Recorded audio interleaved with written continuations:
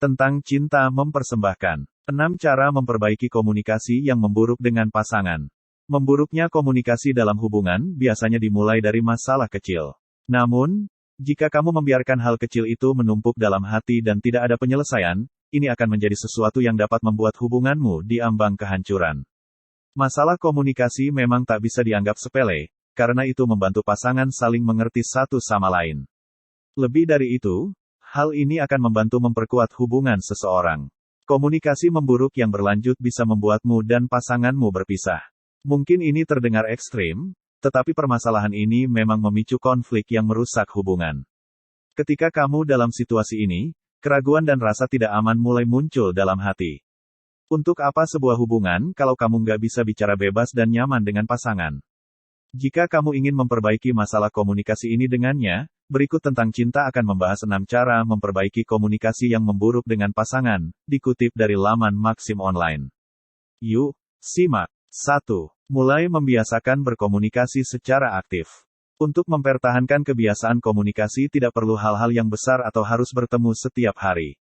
Kamu bisa mengambil langkah kecil saja, seperti membuat obrolan ringan. Misalnya, kamu bisa tanyakan bagaimana keseharian mereka atau beri perhatian kecil dari waktu ke waktu. Mungkin di antara kalian ada yang menyalahkan teknologi sebagai keretakan hubungan, padahal dengan teknologi juga bisa menjadi sebuah keuntungan. Kamu bisa menjangkau pasanganmu dengan ponsel atau melihat media sosialnya, beri dia pesan yang bagus sepanjang hari dengan memanfaatkan teknologi itu. Upaya seperti ini mungkin terlihat biasa, namun akan membawa perubahan yang signifikan bagi orang yang sedang menjalin hubungan. Pada akhirnya, kamu mulai nyaman kembali berbicara satu sama lain, dari yang hanya obrolan ringan hingga yang lebih serius. 2. Terbuka dengan pasangan. Berada dalam suatu hubungan dengan berbagi adalah bagian dari diri sendiri dan pasangan, entah itu baik atau buruk. Gak perlu takut, turunkan sedikit rasa itu dengan pasanganmu. Lagi pula, menyembunyikan perasaanmu sendiri hanya membuat kesalahpahaman yang lebih banyak. Memang obrolan yang berat atau sensitif bisa terkesan menakutkan, tetapi kalau terus ditutupi, hal ini tidak akan pernah selesai dan kesalahpahaman semakin membesar.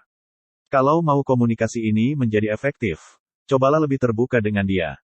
Jika ada yang ingin dikatakan, maka lebih baik katakan. Pasangan perlu tahu ketika ada sesuatu yang mengganggu atau memang ada sesuatu dalam hubungan. Bagaimana caranya kalau kamu ingin memperbaiki komunikasi yang memburuk, tetapi dirimu dan pasanganmu tidak mampu mengekspresikan diri satu sama lain? 3. Cari waktu yang tepat untuk bicara. Sebelum bicara lebih jauh, kamu perlu cari waktu yang tepat. Meluangkan waktu untuk memperbaiki komunikasi yang memburuk dalam suatu hubungan menjadi upaya tersendiri. Namun, memastikan kalian benar-benar dalam situasi dengan pola pikir yang benar untuk berbicara juga nggak kalah penting. Kamu perlu memastikan bahwa di antara kalian sedang tidak dalam kondisi yang sedang kesal atau marah. Terbuka dengan pasangan memang penting, tetapi jika kamu mengajak bicara saat pasanganmu sedang emosional, itu hanyalah membuat komunikasi semakin memburuk. Jadi, kamu harus hati-hati, ya. 4. Menjadi pendengar aktif. Komunikasi tak hanya sekadar pertukaran kata-kata saja, lebih dari itu, menjadi pendengar yang aktif artinya mampu memperhatikan detail kecil tentang cara pasanganmu berbicara. Dengarkan apa yang ingin dia katakan dan coba sampaikan daripada hanya mendengar kata-kata yang keluar dari dia saja. Mungkin cukup sulit untuk menurunkan ego, namun kalau kamu memilih untuk tetap keras kepala dan menolak untuk mendengar dia, hal ini hanya membuat situasi semakin memburuk. Kamu nggak akan bisa memperbaikinya kalau kamu menolak untuk memperhatikan apa yang pasanganmu katakan. 5. Seimbangkan antara mendengar dan didengar. Hubungan yang sehat membutuhkan komunikasi positif dari dua arah.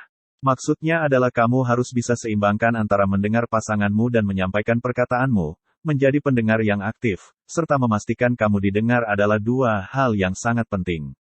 Jangan sampai kamu mengabaikan perasaanmu sendiri, namun kamu harus tetap mempertimbangkan perasaan pasanganmu. Perlu diingat bahwa hubungan adalah tentang memberi dan menerima. 6. Tunjukkan lebih banyak kasih sayang. Menunjukkan lebih banyak kasih sayang dengan pasangan adalah cara yang paling penting.